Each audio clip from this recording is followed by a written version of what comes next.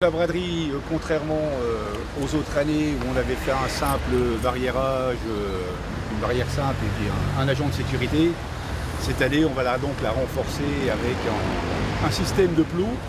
Alors de plots en béton, des palmiers, qui sont quand même, ça fait 1,5 tonne à 2 tonnes en plante. On aura les bancs dont on a parlé récemment, une vingtaine de bancs qui vont être mis en place, des bancs en béton, donc ils feront entre 1,2 tonne et 1,5 tonne, de manière à sécuriser l'ensemble du parcours.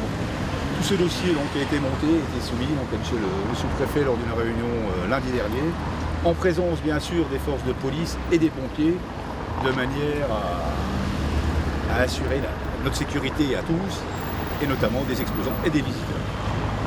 Voilà, donc effectivement, au niveau départemental, on a une politique globale de sécurisation de tous les événements importants, en tenant compte de tout ce qui s'est passé, des attentats qu'il y a eu sur le reste du territoire national. Concrètement, ça prend la forme d'une préparation beaucoup plus intense, avec des réunions spécifiques, principalement avec les organisateurs et la mairie, pour décliner plusieurs principes.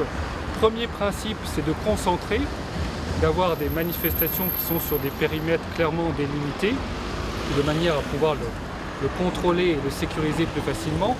Deuxième grand principe, c'est de mettre des outils de prévention matérielle, des plots, des véhicules, des plantes comme ici, d'un poids certain, de manière à empêcher toute intrusion de véhicules sur la zone qui a été délimitée.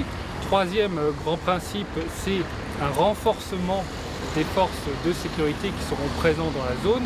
Alors ça peut être des agents de sécurité privés, la police municipale, la police nationale ou la gendarmerie. Ces principes ont été naturellement déclinés à Saint-Dié, où nous avons, avec monsieur le maire adjoint, passé en revue tous les événements qui vont avoir lieu. Nous nous sommes assurés que pour chacun de ces événements, ces principes sont bien mis en œuvre, et singulièrement pour la braderie, nous avons dans le détail regardé le dispositif. Nous nous sommes assurés qu'on aura un niveau de sécurité bien supérieur à ce qu'il y a eu les années précédentes.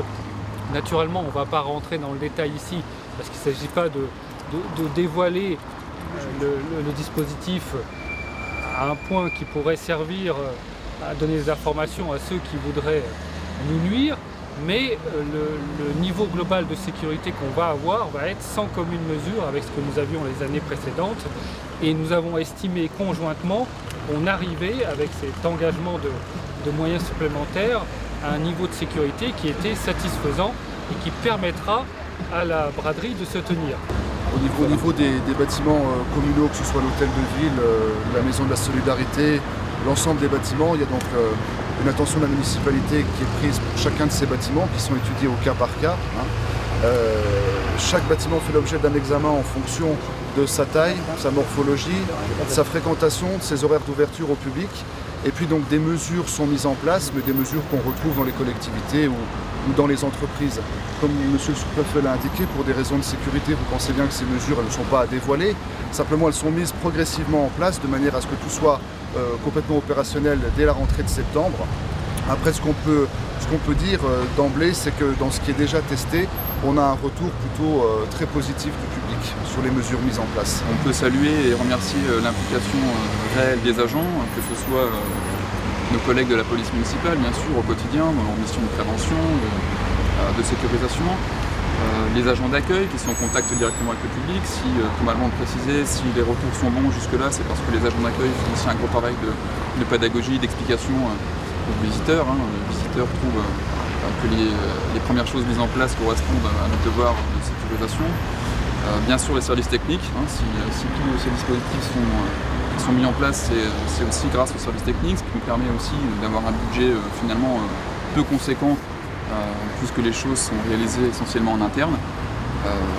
Voilà, tout ça se fait dans le sens de l'intérêt général, et on peut dire vraiment que les agents remplissent leur mission habituelle et arrivent à assurer leur mission de sécurisation. C'est vraiment une chose que je tiens à saluer ici et que le maire tient à saluer. Et il m'a chargé de remercier les agents en son nom ici. En matière de manifestations sur ce domaine public, la ville a mis en place un dossier unique qui était téléchargeable sur le site internet de la ville. Il s'appelle demande de manifestation, c'est-à-dire qu'il s'adresse à tout organisateur. Tout utilisateur du domaine public doit avoir une autorisation, doit demander l'autorisation au maire.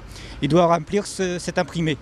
Cet imprimé compose à peu près une quinzaine de pages, nous permet au service, alors il faut le présenter, le remplir 2 mois avant la manifestation, et permet au service de la ville, en partenariat avec les services de l'État, de préparer ces manifestations. Que doit-on faire? À quoi doit-on faire attention? Eh bien, la réponse à cette question, elle est assez simple. Il y a une attention nécessaire de tous, depuis les policiers jusqu'aux agents, en passant par les commerçants, les responsables associatifs, les simples citoyens qui vont dans une manifestation. Attention, d'une part, au comportement suspect, type repérage, une voiture qui resterait un peu longtemps en place avec des personnes à l'intérieur, ce genre de choses. Et deuxièmement, aux objets suspects, un colis abandonné, classiquement une valise quelque part. Et la réaction est toujours la même, il n'y a pas de question à se poser, c'est l'appel 17.